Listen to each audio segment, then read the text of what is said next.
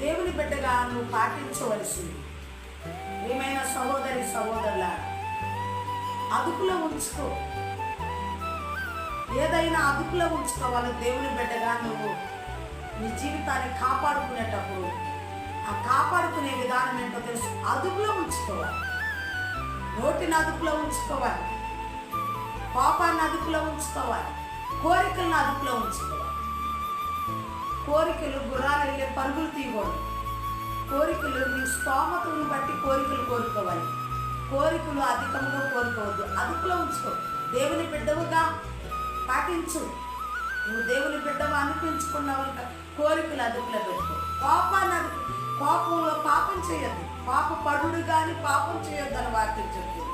కోపాన్ని అదుపులో పెట్టుకో. నోటిని అదుపులో పెట్టుకో. ఇష్టం వచ్చినట్టుగా నీ నోరే కదా అని ఇష్టం వచ్చినట్లుగా నీ నోటిని